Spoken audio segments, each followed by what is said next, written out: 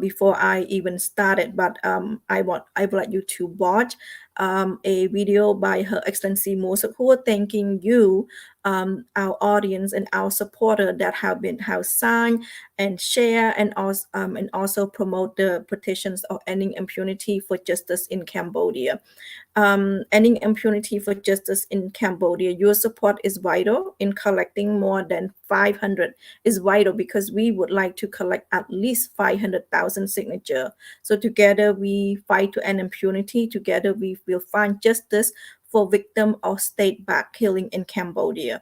The video by Her Excellency Mosakur thanking you when the petition reached 100,000 signature. We have over 100,000 now, but after the video, we will talk about the 10-year anniversary of Mr. Chutwuthi, and till today, there's no justice for him.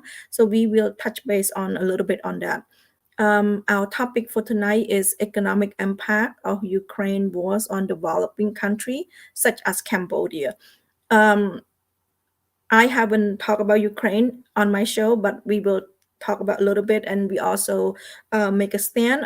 We stand with the people of Ukraine. We feel their pain, we feel their suffering, and we are seeking peace as soon as possible for the people of Ukraine. So please watch a little bit of the short clip by Her Excellency Mosakur thanking you, the supporter of ending impunity for justice in Cambodia. And it is very important because today, like I said, today is the 10-year anniversary of Mr. Chutwuthi assassinations. And until 10 years later, there's no justice, and we need to find justice for him. We need to find justice for all these state-backed killing in Cambodia. Let me see.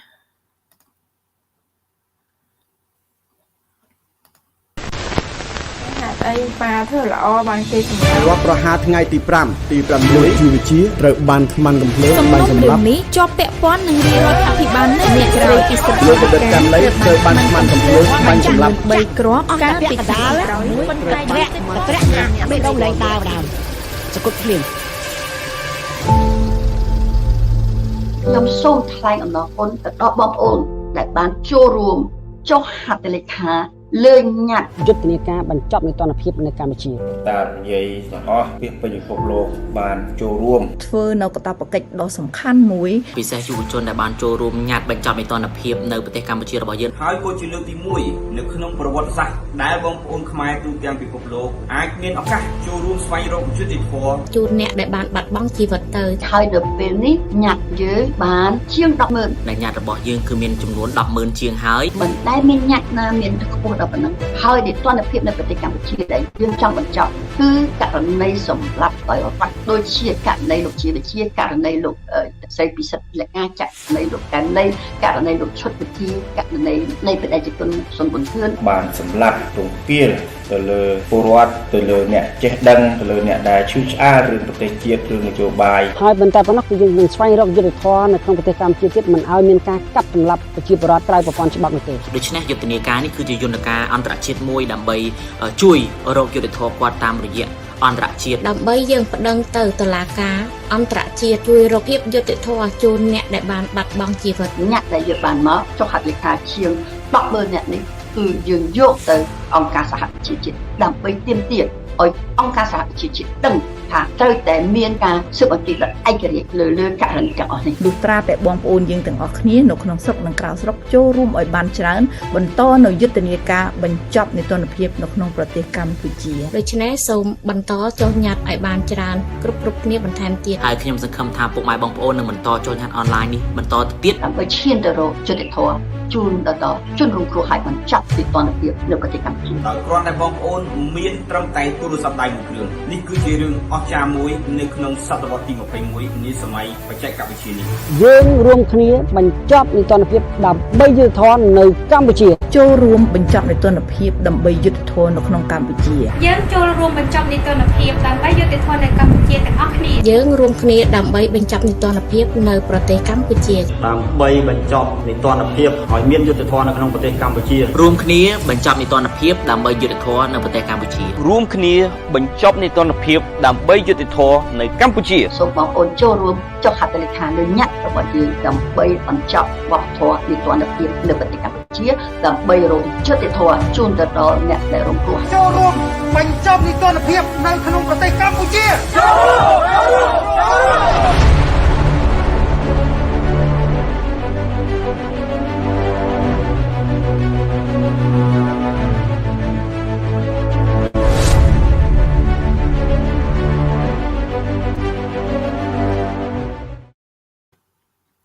Please help to support and still continue to sign if you haven't done so, and share and also pass around the petitions.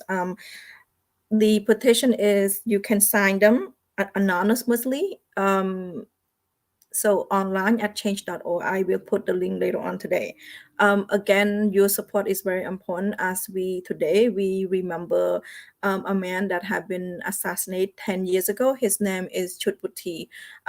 Before I continue and tell our audience, our youth, who he is, let me introduce our guests. I have two wonderful guests. My first guest, his name is, both of my guests today, both of my guests are from Canada today. My first guest, his name is Vanarit Put. He is the CNRPO member and treasurer in Montreal, California. Let me bring him out. ជំរាបសួរលោកពូ បាទជំរាបសួរ Linda ជំរាបសួរ How are you? Good. Montreal, Canada. It's not Montreal, California. I keep saying California. Yeah, it's okay. I think this is like the many times, like I think I talked with Mr. Sophoan too. I keep saying California, Montreal, Canada. So what am But I? in fact, the whole Canada have the same population in California. You know, so how is Montreal, Canada? How are you doing? It's good. The weather recently, the last 2 years, it's good. It's nice. We hit 15-20 degrees Celsius, and for us, 20 degrees Celsius is very nice. Very nice temperature for this time of the month, but it's good, and everything else also everything is good. Thank you so much. Did you have a chance to go to the temple to celebrate our Khmer New Year's the past 2 weeks? Last I know many people. Myself had been to temple in Montreal called Temple Poirier. You know, I went once and very busy, and we do some other activity last weekend too. How's the temple? Is people going back to the temple, and is Canada open up already? So that way, because 2 years ago, I know they very strict. There's no celebration. I know this year, in America, it's open up. So how's Canada? Is people still staying home, trying to avoid the crowd? And how's Canada doing? Yeah, I believe most of the people in Canada are still afraid of the COVID transmission, you know, and even in our temple, it much less people than what used to be, you know, but we have few people, some people, but not as crowd as what we used to have, you know. So generally many people still afraid in Canada. Yeah. Thank you, Lukpu, and thank you for being here today. I appreciate your time. My second guest, his name is Sophoan Seng. He is the chairman of Electoral Commissioners for Overseas Cambodians called CROC. He is in Vancouver, Canada. Hopefully I didn't say California again, but let me bring him out. ជំរាបសួរ លោក Sophoan. បាទជំរាបសួរ លោក Sophoan. How are you doing, Lok Sophoan, in Vancouver?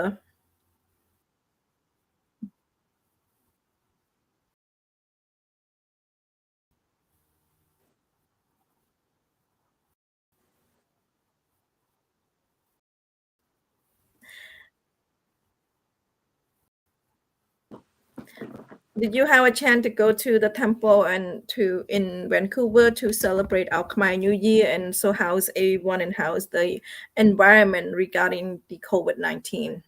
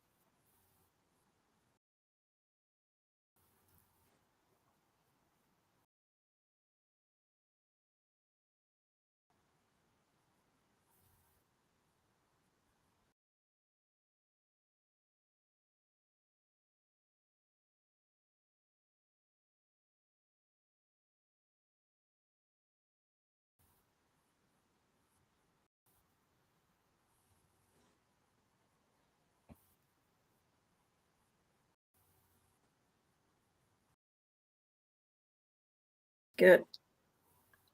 How's the crowd in Vancouver now?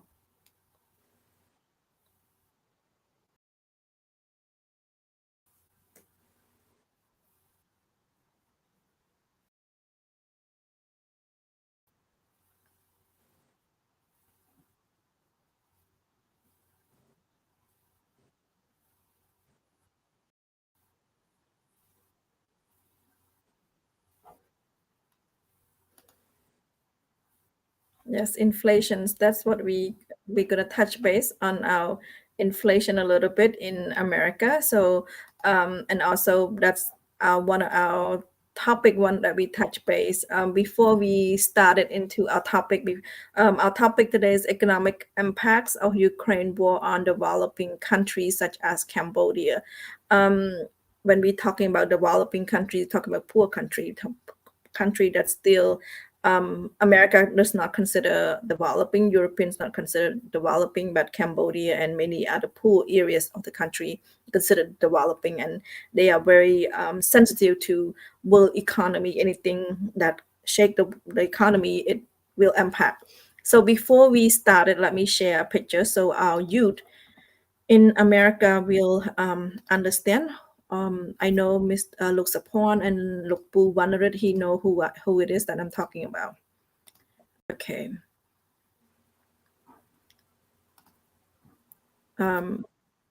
Yes, that's Chutwati. Today is the 10-year anniversary of Chutwati assassinations. Chutwati was one of the Cambodia's most vocal environmental activists. So this is according to Global Witness. He was one of the few people willing to speak out against the illegal logging and land grabbing, which continue till today. Um, Seen as a direct threat to the country military, business, and political elite, he continued to advocate regarding environment. So he was just 45 years old when he was murdered, leaving a wife and 3 children. So the government, the Hun Sen regime investigation into his murder was open and closed within 3 days, and those involved were never held to account. So Chutwati murder resonate not just in Cambodia but globally, because we are talking about environmental. So this is um, 10 years ago on April 26, 10 years ago, he was assassination. They assassinated him. Um, so I would like our youth to remember, even though our topic is not about Mr. Chutwati, I did the show last year regarding him, so I would like to touch base a little bit and remember who he is.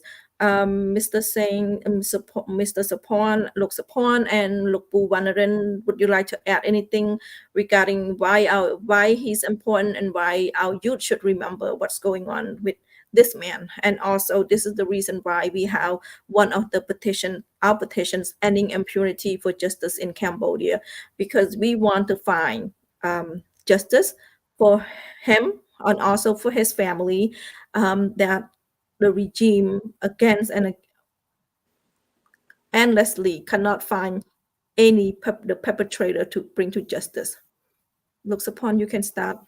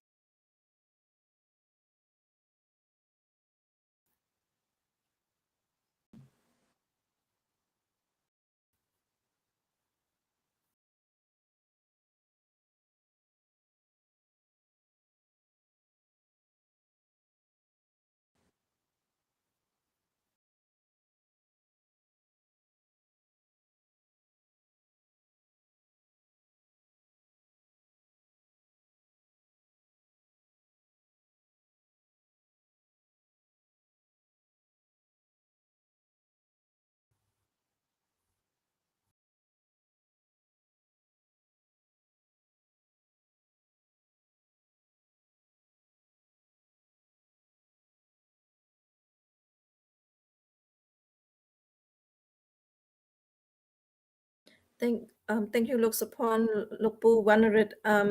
It's been 10 years. He was assassinated on April 26, 2012. So this is 10 years.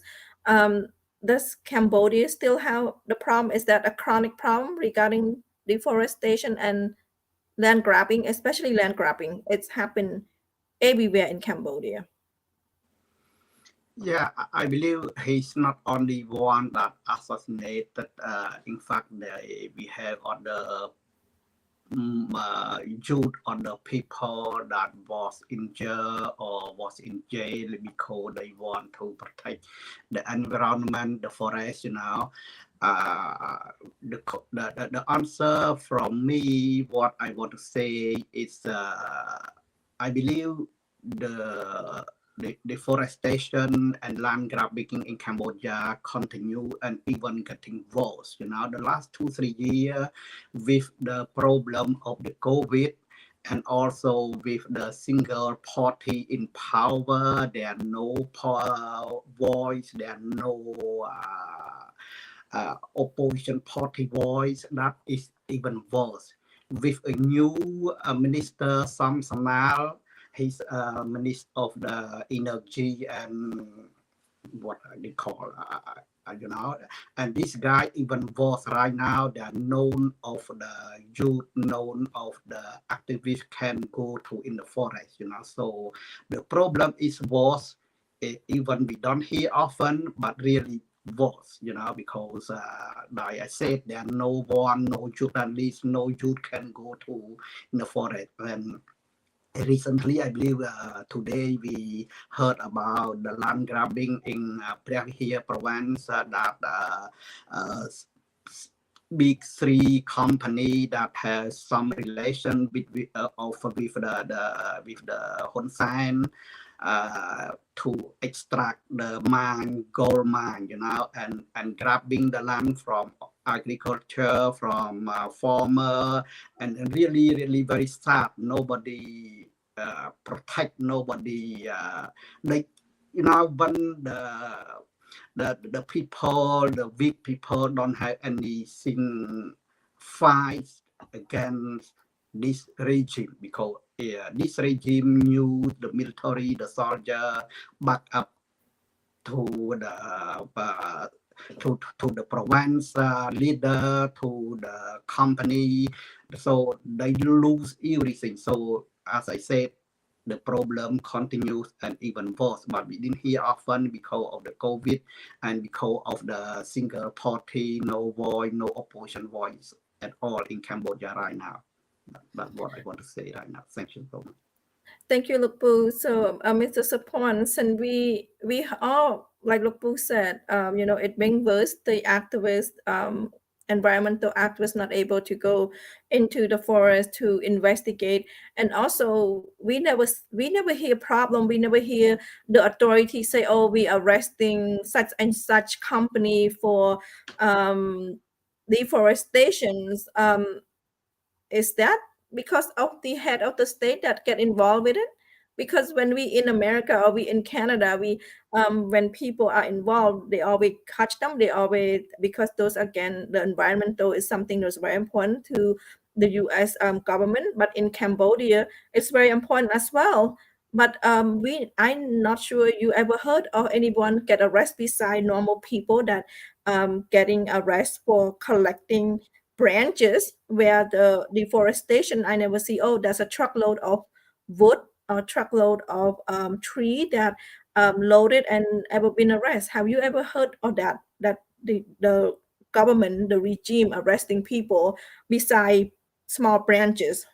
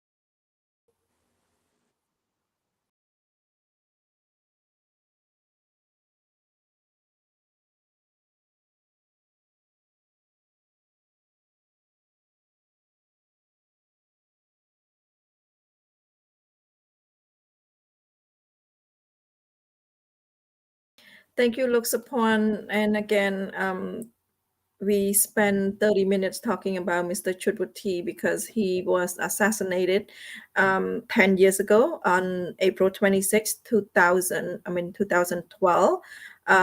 For our youth, what we need to you need to remember, he is one of the few people who's willing to speak out against the illegal logging and land grabbing. The chronic issue of illegal logging and land grabbing still exists today, and this is 10 years later. So Mr. Chudwati was assassinated because he was seen as a big threat to the country. Mr. Sophoan and also Lukbu Wanrit also said it already. It's a big threat to the country military and business and political elite. And also Cambodia is a one country state it's run by Hun Sen for many years, for almost 40 years.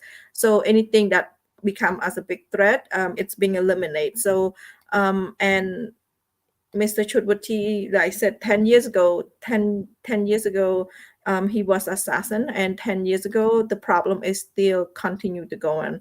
And both guys agree because one party, one man on top of that party, and control everything, control natural resources, control. It's not about protecting natural resources, eliminate and looting natural resources in the name of development and selling those land. And when they sign contract with the Chinese or the Vietnamese government, those are 99-year contract. And when those land being contract, that nobody can go in and look at what's going on in the forest. And many times those land that being signed contract for 99 years, the forest being cleared out. So Mr. Chudwati and everyone, this is chronic issue over 10 years ago, and it still happened. And for our youth that might just watch our show today, probably hearing about land grabbing, probably hearing about illegal logging of forests in Cambodia. It doesn't just happen right now. It's happened many years ago. And the chronic issue, you would think that 10 years ago someone would have brought into attention and solved issue, but it didn't. So today we remember a man who very outspoken on environmental act. He's one of the environmental activists in Cambodia. So thank you, Lokbu Wanrit and Luksapon, putting your input and letting our youth know who he is. Before we delay, let's go on to our topic. We will talk about the economic impact on from the Ukraine war, and first we'll talk about the G7 countries. So Luksapon and Wanrit will give them an input in via Canada, where I'm in America. I will give my little take on America, and also we will talk about why it's country, the poor country like Cambodia, is really very sensitive to this global what's going on in the world. So it's very important. Like if you live in America or you live in Cambodia or anywhere in the world, need to pay attention to the world news, because a little bit like that will affect your life, will affect everyone's life. So before I start with Ukraine, I just want to first to say that we stand in solidarity with the Ukraine people. We are hopeful for a path to peace. Hopefully soon. We are heartbroken by the violence and the loss of life due to the invasions of Ukraine. So our heart go out to the people of Ukraine, their loved one, and all those affected. So we see it on the news every day. So we continue to pray. We continue, like I said, we continue to pray for a path toward peace. Russia invasions of Ukraine started on February 24, 2022. So it's been 2 months and 3 days. 2 months and I guess 2 days. And it's 2 months too long, and it's too long for this. And I know I wasn't born in the war. I know Luksapon and Lukwanrit probably, when you see this new of the invasions, probably trigger many memory of the past. So with that, I want Lukwanrit to share, like how do you feel when you heard about the news? Because this is my first time talking about Ukraine, and I just want to say that we are standing by Ukraine. We are, praying for peace. First of all, yeah, the same thing like Linda said. We support the Ukraine people. We support the Ukraine leader, the Vladimir Zelensky. It's the best president ever, in the history of the to fight to protect the democracy. And yeah, the topic about the economy because of this war, as I would like to talk about macroeconomy first, or we can call world economy, or the economy of the G7 or G20. That for sure, if these the big country, these economy driven country have problem, for sure it touch also both for the small country like Cambodia, or like other poor country, we call developed country or poor country or third world country, any of these things. Yeah, talking about the macroeconomy, I want to raise two section or two type, about the agriculture product and the energy product. Why I talk about that? Because these two products, these two type of economy, is really the heart of all the family in the world. So agriculture product,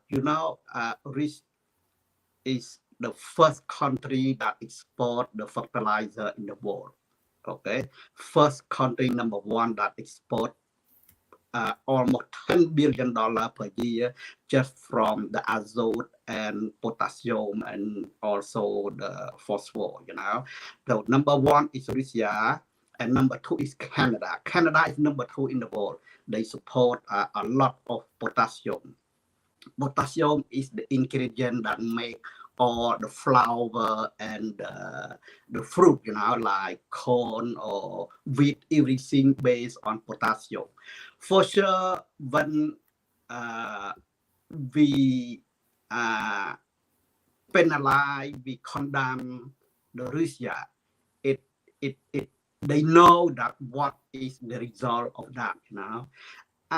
Nobody can replace export of the fertilizer from Russia. That's why the price of the food in the world, the fertilizer is double price right now. So when the fertilizer is double, all the food, because today agriculture is based on the fertilizer. When the fertilizer increase, everything increase, And second is the grain. Russia and Ukraine export, it means 30% of the wheat grain in the world export by Ukraine and Russia. These two countries export most of the wheat. Okay, so who buy the wheat? All the countries in the world, especially China, Middle East country. So these people are affected. Just only China, they import $131 billion of the food. $131 billion of the food related, the food related include meat, include wheat, include rice, include everything, but $131 billion per year, just China. So imagine how many countries rely on the food from other country, because each country try to make their economy be based on what they are good on it. Like China, they try to do a lot of product, cheap product, to export. So they just eliminate all the field rice, the field of banana or whatever, So they try to import. So this country is affected, and they said that 1/3 of agriculture product is consumed by animal, by beef, by animal, pork, or you name it. So chicken. So when the agriculture product is raised, the food raised, the meat raised, everything is raised. So that is obvious. There are no choice. Second one of the economy that very, very difficult is energy. Again, Russia is number 2 in the world about export of petrol brut, plus the natural gas to the whole entire European rely on natural gas of Russia, So these two factors, this petrol product, everybody need petrol. Everybody do the energy based on gasoline, based on mazout. Everything is based on petrol, So that's why it's very, very difficult to replace these products. Even Canada, United States, Australia try to crank up their production. Arabia Saudi, crank up production. It's very, very difficult to fill the whole what Russia can export. That is the two main reason why the world economy is almost collapsed right now, because of these two type of product, agriculture product and the energy product. That's what I want to say. So it's not easy, but for sure we pass through. We support democracy. We work on the Ukraine side to give an example how to protect democracy. And even Ukraine people is with the best leader in the world, with the good example leader. I believe Ukraine can win this war. So the Russia is supposed to get the whole Ukraine 48 hours, but now last Linda said it's 2 months and 2 days right now, and you see now, but there's some price we need to pay for that. Is economy. Thank you. Thank you, Lupu. Let me put it into perspective. This is based on, Lupu summarized a lot, but let me do a little bit. This is based on the United Nations Foods and Agriculture Organizations, stand for short FAQ. They did they recording. So food prices, this is as of April 8th. So it's like 2 weeks ago. Food prices are 34% higher this year than last year when it's compared to last year. Crude oil prices have been increased around 60%. Gas and fertilizer prices have more than doubled. So that just put into perspective, summary of what Lupu Wanrit is talking about, that all the price increases. Looks upon do you notice anything increase or anything happen in Canada?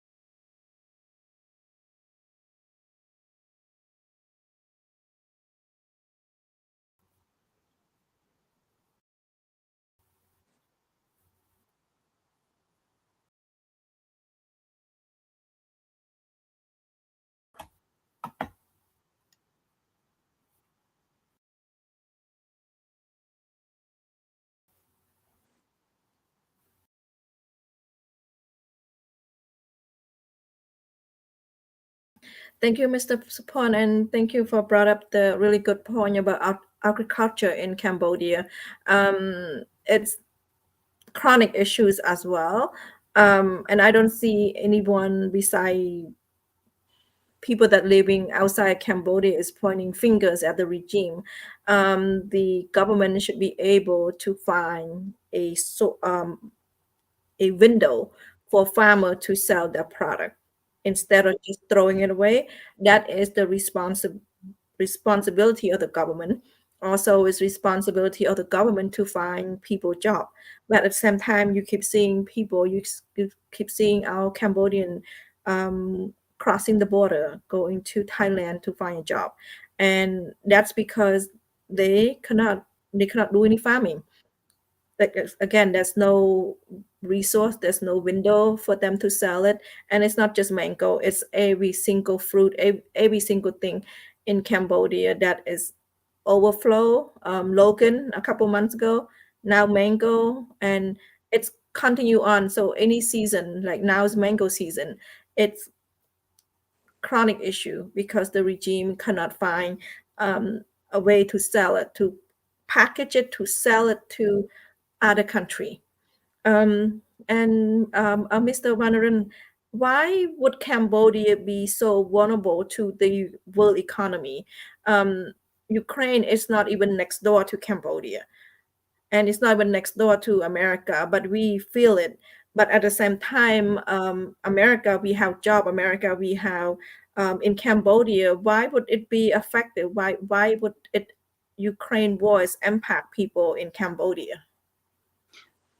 I want to add another point about macroeconomy that I talked a minute ago. It also the third thing is, in fact, it's COVID, it war at Ukraine, at the sanction, economic sanction to Russia, but also the China crackdown. The big company China crackdown. That happened one year and a half ago. So the Communist Party said that none of the company is bigger than the Communist Party. So they try to crack down Alibaba. They crack down the Tencent company, the big company. And plus right now the last 2 months they talk about the zero COVID policy. They close the whole city of Shanghai that has 35 million people. They closed down the whole city for almost 2 weeks now. Okay, so this caused a lot of supply chain problem. That's why the inflation go very high since the last 40 years, in Canada, in the United States. So anyway, okay. So now back to Cambodia.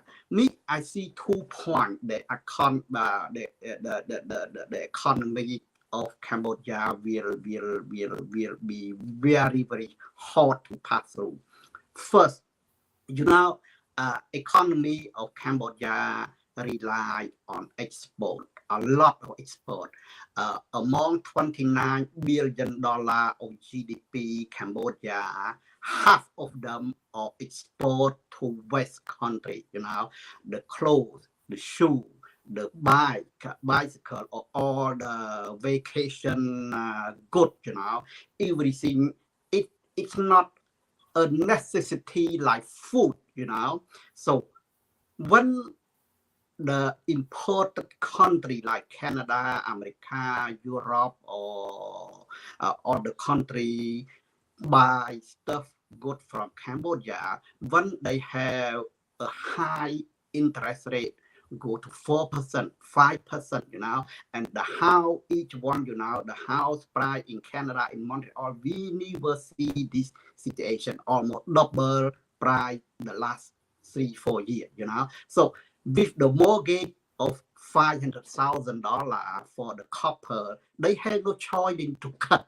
So what they cut the clothes, they cut the luxury goods, not luxury, but it non-necessity good from Cambodia, bike or the vacation activity go to Cambodia, because also economy of Cambodia rely on tourism. The tourists that bring a lot of money in the Western tourists, not China tourists. It's not Vietnamese tourists. The tourists that bring a lot of money to Cambodia is a Western tourist, you know.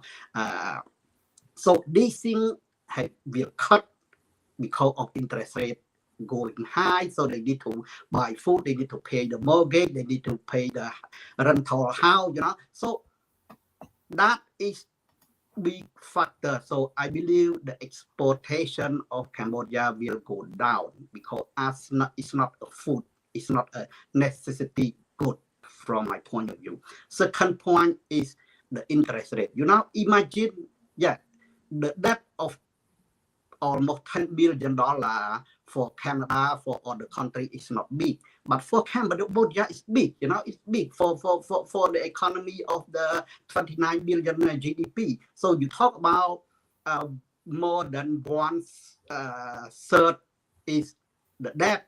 If you increase 1% of interest rate, because interest rate when you lend the money to Cambodia is based on interest rate of the country. Even China, they increase the interest rate. United States or the country that lend money to Cambodia, the interest rate go up 1%, 2%. Imagine me, I do calculation.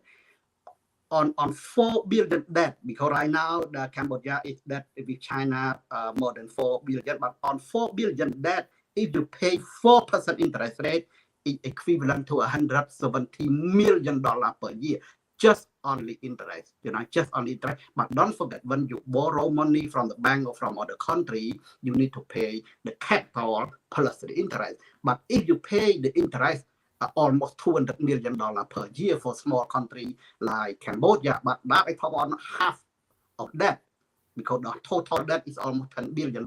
So the Cambodia will be very, very tough if the economy, if the export is down, the interest rate is get higher, the tourists will be less. It will be hard. Even China themselves don't rely on the tourists from China. China had a big problem on their economy also.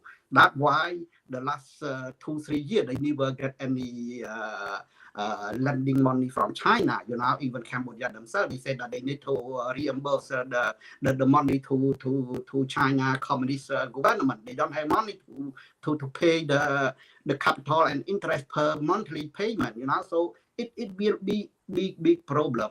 I believe it from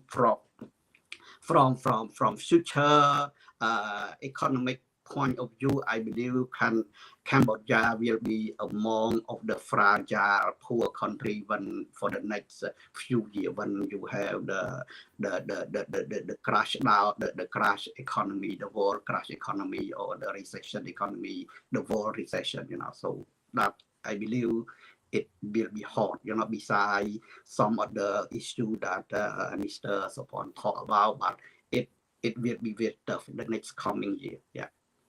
Thank you, Lupu. Let me put into perspective, for a normal factory worker make less than $200 a month. Most of that $200 when gone to repaying the bank. And portion of that money also go to food. When food, very like Lupu said, is inflation goes so high. So $200 per month can only go so far. And that's the reason why when the world is in Ukraine, affect all these food supply, price increase on food, on agriculture, it's directly impacted Cambodia. And that just, if you looking at it at a very simple, looking at it on the borrowing side, we are $200, I believe probably more than half of that go to the bank, paying back the bank, and a little bit left for food. And when you have a little bit left for food, any price increase will just throw your budget away. I don't think I can ever live in $200 budget, but people in Cambodia, they do every single day.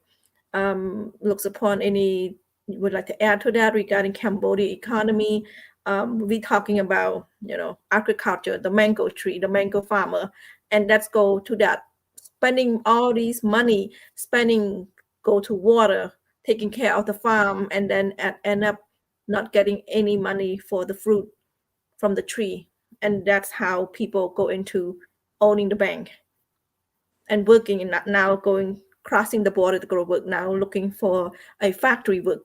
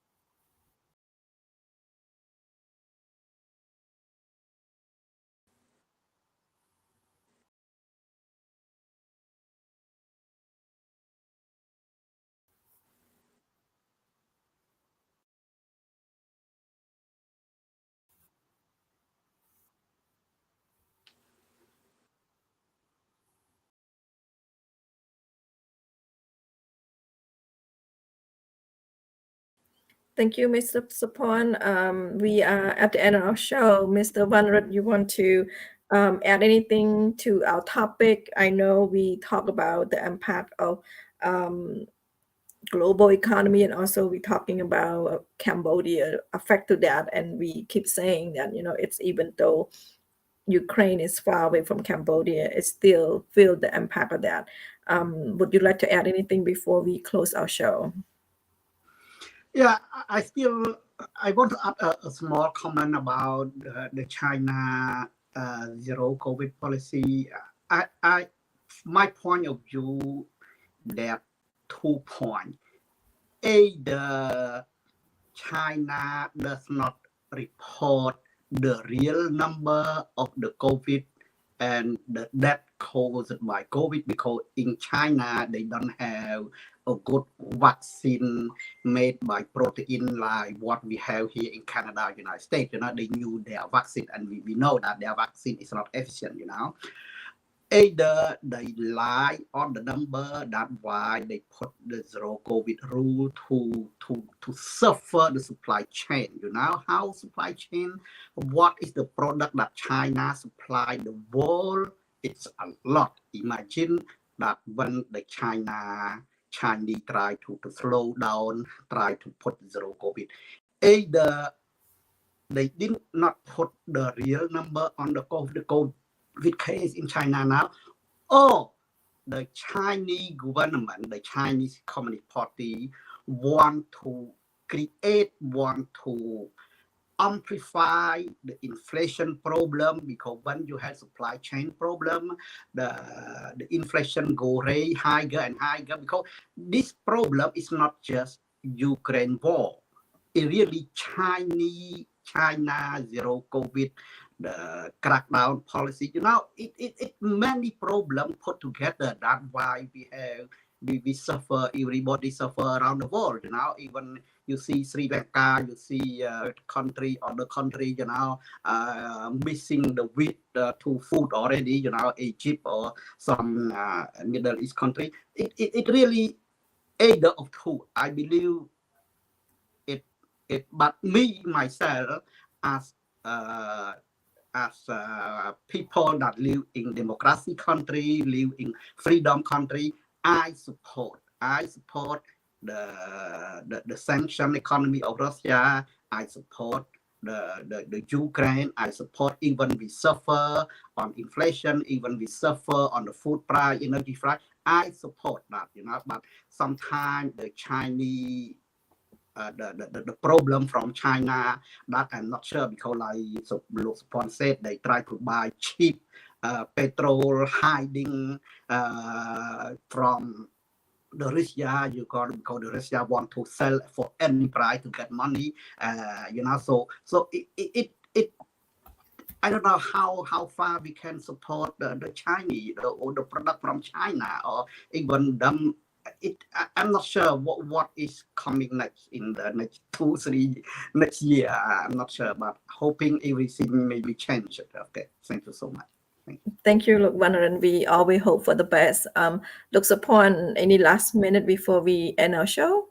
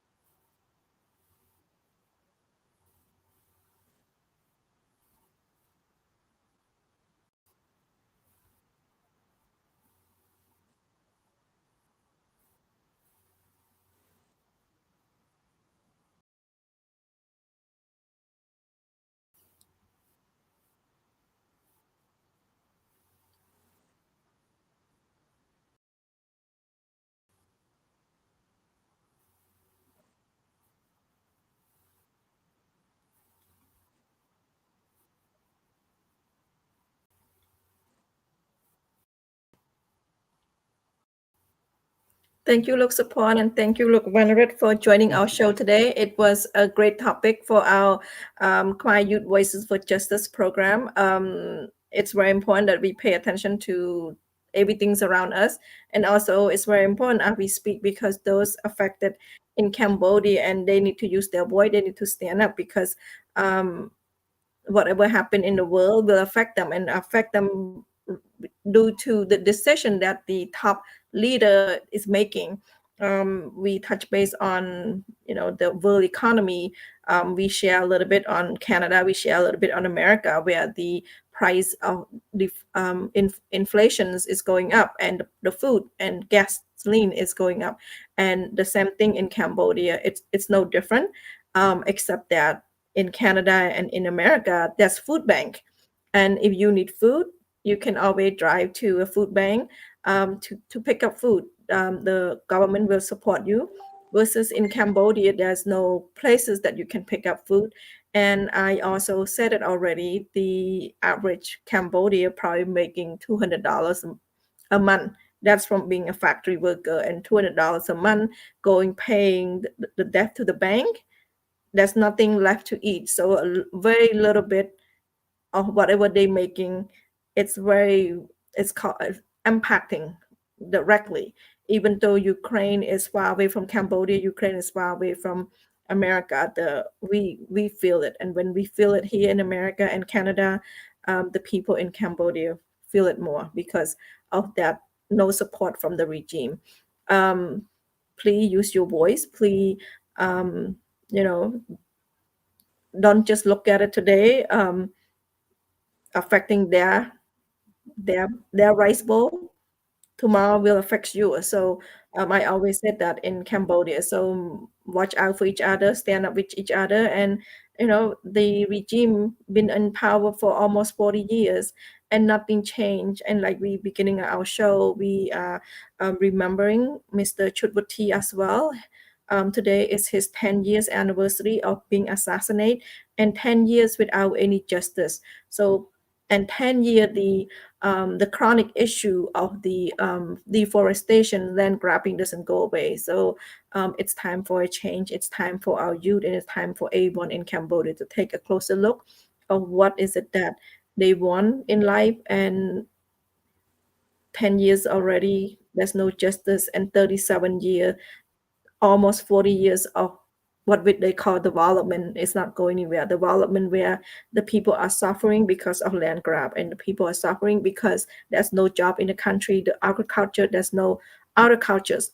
Cambodia should be an agriculture country where mango shouldn't be thrown away, Logan shouldn't be thrown away. The government, the head of state should be able to find window to sell those stuff. So, and this is the reason why we are talking about Cambodia economy today. So I thank you, Mr. Sophoan, and thank you, Luk Wanrit, for joining me today. Thank you so much. Thank you. Thank you. And thank you, our audience, for being here today. I appreciate that. Like I said it in beginning, if I have not wish you a happy new year, I wish you a happy Khmer New Year. Please be safe, please be healthy.